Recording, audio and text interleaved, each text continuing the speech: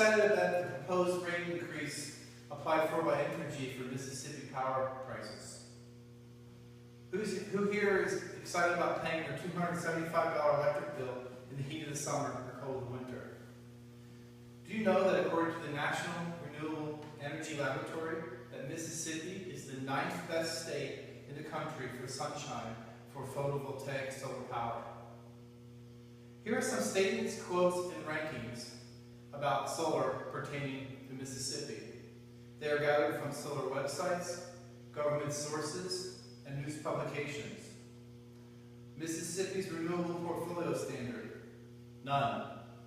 Mississippi solar power rebates, none. Mississippi solar tax credits, none. Property tax exemption, none. Sales tax exemption on solar components, none. Mississippi net metering, none. Mississippi interconnection standards, none. The grade for Mississippi residential solar, F, failure. Mississippi offers no significant incentives for families and business owners who want to use solar power or other forms of renewable energy. They are dead last. We live in a state that has no solar connection standards, no uniformity, and no state incentives. There are none. The state Mississippi legislature needs to adopt a policy to issue state incentives for renewable energy, more specifically, photovoltaic power. Solar power. There have been bills in the legislature, but they all have the same outcome. Dead in committee. Take for existence two House bills, 1378 and 354, which were introduced by Democratic representatives in late 2013 to address this issue. Both bills recently died in committee, again leaving Mississippi with no renewable energy incentives on the books. We need to change this. We need to be better stewards of the earth, invest in our future, alleviate the stress from the existing power grid, create jobs here in Mississippi.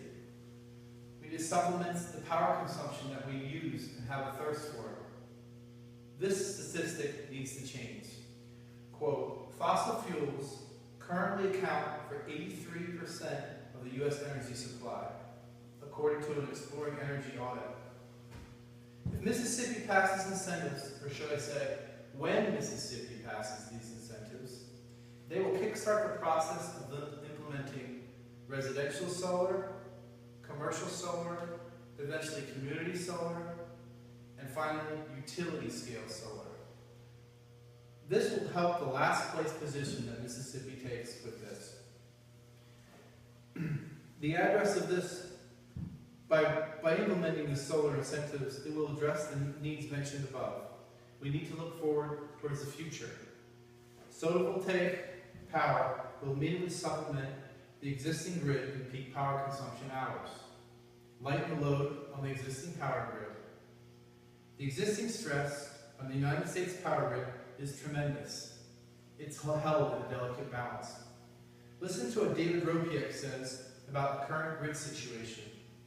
He is the Director of Communications for the Center of Risk Analysis at Harvard School of Public Health.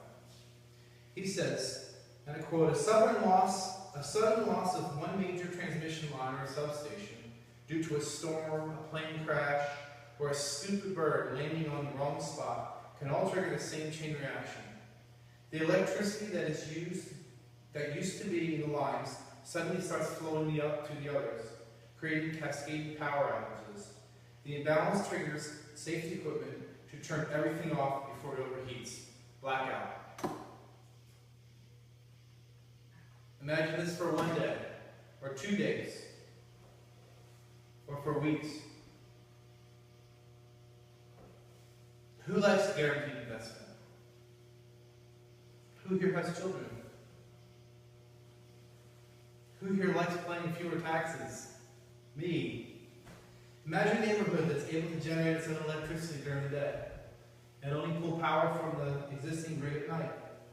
Maybe buying a block of power from your community utility at a reduced rate. Imagine your home with no electric bill. Imagine more jobs in our community.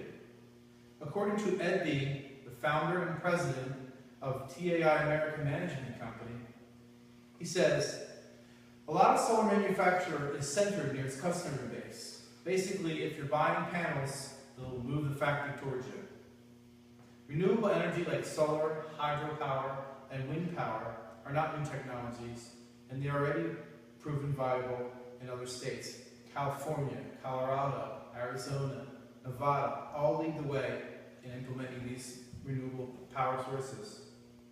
Mississippi legislators cannot afford to give away more jobs and shun the rapidly expanding industry of solar power. When this legislation is passed, it will attract industry, motivate homeowners and businesses to seek this alternative energy. It will create new jobs for installers, manufacturers, suppliers. Imagine a whole new booming industry here in Mississippi which contributes and doesn't take away from our state's welfare. These state incentives for renewable energy need to be enacted and passed into legislation, whether it be tax incentives, rebates, state green energy credits, even cash back. But this can be accomplished with your voice. Your state representative needs to know how you guys feel. That you want to see Mississippi to seek renewable energy sources. Passing these state incentives will start the state adding renewable energy to its infrastructure. And this is not a partisan issue. This is a Mississippi issue. And it can be accomplished by writing your state representative today, tonight, maybe this weekend. Take the time to explain to your family the importance of renewable energy incentives in Mississippi. I implore you to write your congressperson as a family, as an individual, a community, or even a church of the importance in passing this legislation for renewable energy, and specifically solar.